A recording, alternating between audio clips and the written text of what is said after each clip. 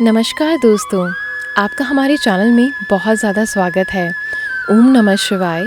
आज मैं आप लोगों के लिए लेकर आई हूँ सास बहू की बहुत ही सुंदर कहानी, जिसको सुनने के बाद आपको बहुत आनंद आएगा और भगवान शिव में आपका और विश्वास बढ़ जाएगा।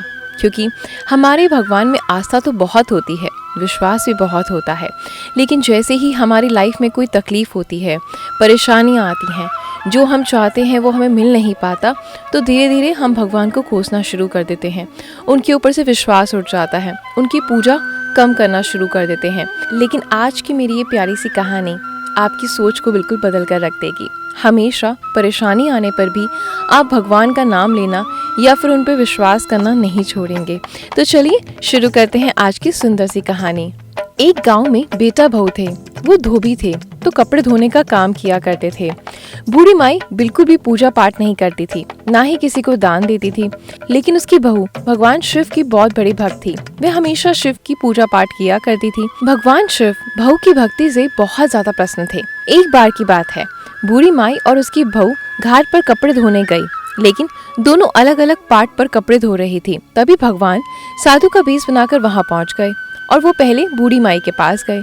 उन्होंने बूढ़ी माई से कहा, माई, मेरे कपड़े बहुत गंदे हो गए हैं, क्या तुम मेरे कपड़े धो दोगी? तब बूढ़ी माई ने कहा, मैं यहाँ काम पैसों के लिए करती हूँ, बिना पैसों के मैं तुम्हारे कपड़े नहीं धोऊंगी, जाओ यहाँ से। तब शिवजी ने फिर से कहा, अरे मुझे बहुत दूर जाना है, मेरे कपड़े धो दो। लेकिन बूढ़ी माई नहीं मानी। तब शिवजी ने कहा, ठीक है माई, मैं यहाँ से जाता हूँ। फिर शिवजी वहाँ से चले गए। दूसरी तरफ बहू कपड़े धो रही थी। साधु के भेष में भगवान शिव उसके पास गए और कहा, बेटी, मेरे कपड़े बहुत गंदे हो गए हैं, क्या तुम इन्हें धो दोगी? मेरे पास पैसे नहीं हैं और मुझे बहुत दूर जाना है। तो बहू ने कहा, ठीक है बाबा जी, मैं आपके कपड़े धो दूंगी, आप कपड़े उतार दीजिए, मैं धो देती हूँ। साधु बाबा बनी शिवजी ने कपड़े बहू को दे दिए। बहू ने कपड़े धो दिए, प्रेस करके उन्हें सुखाकर साधु बाबा को वापस लौटा दिए।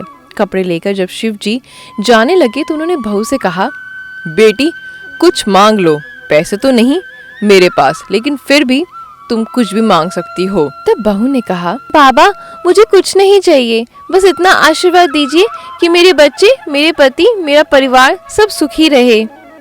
तब शिवजी ने कहा, नहीं, सोच लो, तुम्हें कुछ चाहिए तो मांग लो। तब बहू सोचने लगी। फिर बहू ने कहा, बाबा, एक चीज मुझे चाहिए, क्या आप दे सकते हैं? तब शिवजी ने कहा, बेटी, बोलो, क्या चाहिए तुम्हें? तब बहू कहती है, बाबा, कहते हैं कि जो कर्म करते हैं उसे वैसा फल मिलता है। मैंने सुना है जो अच्छा कर्म करते हैं वो फूलों की सेज पे जाता है, और जो बुरा कर्म करते हैं उन्हें यमराज घसीट कर उनको बहुत सारी यातनाएं देकर लेके जाते हैं। अब जो मर गया है वो तो आकर नहीं बताएगा ना कि आखिर क्या होता है, इसलिए मैं खुद देखना चाहती हूँ कि आदमी मरने के बाद जाता कैसे है। इसलिए आप मुझे कोई ऐसा मंत्र दीजिए जिससे मैं उसे देख सकूं। तब शिव ने कहा, ठीक है बेटी। और भगवान शिव ने एक मंत्र उसे दिया और कहा, बेटी, जब भी तुम इस मंत्र का जाप करोगी तो जो भी व्यक्ति मरा होगा वह तुम्हें दिख जाएगा कि वे जाता कैसे है। लेकिन एक बात का ध्यान रखना बेटी, अगर तुमने इस मंत्र के बारे में किसी और को बताया तो तुम उसी समय पत्थर की बन जाओगी। तब बहू ने कहा, ठीक है बाबा जी, मैं किसी को नहीं बताऊंगी।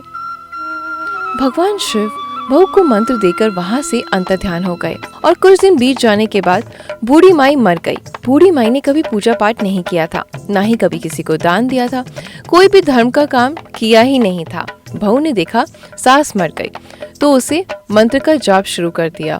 बहू ने देखा कि उसकी सास को यमराज घसीट कर लेकर जा रहे हैं, तेल की कढ़ाई में डाल रहे हैं, अनेक यातनाएं दी जा रही हैं।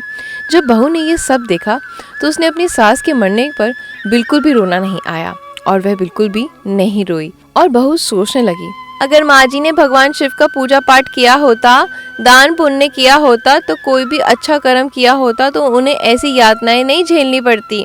अब जैसे कर्म किए हैं उसकी सजा तो मिलेगी ही। उधर माँ का बेटा बहुत रो रहा था अपनी माँ के लिए। जब उसने देखा कि उसकी पत्नी बिल्कुल भी नहीं रो रही उसकी माँ के लिए, तो उसने सोचा कि इससे मैं बाद में पूछूंगा कि तुम मेरी माँ के लिए बिल्कुल भी क्यों नहीं रोई, ऐसा क्यों? फिर बेटा सबके साथ मिलकर अपनी माँ का अंतिम संस्कार करने चला गया। जब वह अंतिम संस्कार करके घर वापस आया तो उसने सोचा, अरे नहीं, अभी नहीं, कुछ दिन बाद इससे पूछूंगा। 2-4 दिन बीत जाने के बाद उनके गांव में एक व्यक्ति की मृत्यु हो गई। वह व्यक्ति भगवान शिव का बहुत बड़ा भक्त था। वह भगवान शिव की पाठ किया करता था, पूजा किया करता था, हर समय ओम नमः शिवाय का जाप किया करता था। वह दान पुण्य भी करता था।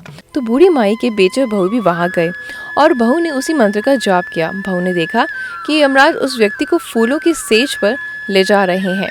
बहू ये देखकर जोर जोर से रोने लगी। वह सोच रही थी कि वह कितना अच्छा व्यक्ति था, उसने कितने अच्छे कर्म किए थे जो वह फूलों की सेज पर जा रहा है।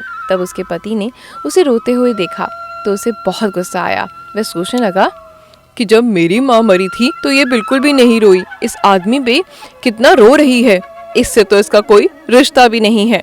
अब वो अपनी पत्नी पर शक करने लगा। जब वे दोनों पति पत्नी अपने घर आए तो पति ने अपनी पत्नी से पूछा, ये बताओ, उस दिन मेरी माँ मरी तब तुम बिल्कुल भी नहीं रोई, और तुम्हारा उस व्यक्ति के साथ क्या चक्कर था, तुम उसके लिए इतना रो रही थी? तब बहू ने कहा, देखो, तुम मुझे गलत समझ रहे हो, मैं भगवान शिव की भक्त हूँ, इसलिए मुझे रोना आ गया। लेकिन उसका पति नहीं माना। उसे तो शक था, इसलिए वो बार बार पूछता रहा, सच बताओ, क्या रिश्ता है तुम्हारा उसके साथ? नहीं बताओगी तो निकल जाओ मेरे घर से। लेकिन बहू बताती भी तो कैसे? उसे पता था कि अगर मैंने मंत्र वाली बात उसे बता दी तो मैं पत्थर की बन जाऊंगी। लेकिन शक तो शक है। पति नहीं माना, वो उसे घर से निकालने लगा। तब बहू ने सोचा कि अगर मैं इसे सच नहीं बताऊंगी तो ये मुझे घर से निकाल देंगे, और इन्होंने मुझे घर से निकाल दिया तो मैं कहाँ जाऊंगी।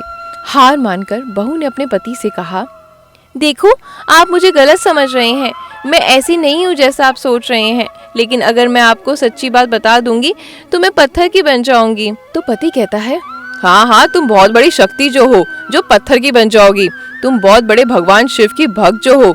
उसका पति नहीं माना तो बहू ने हार मानकर मंत्र वाली सारी बात अपने पति को बतानी शुरू कर दी। जैसे जैसे वो बात बताती जा रही थी वैसे वैसे वो पत्थर की बनती जा रही थी। धीरे धीरे बहू पूरी तरह पत्थर की बन गई। ये देखकर उसके पति को बहुत पश्चाताप हुआ और वो रोने लगा, सचमुच सचमुच तुम सच्ची शिव भक्त थी।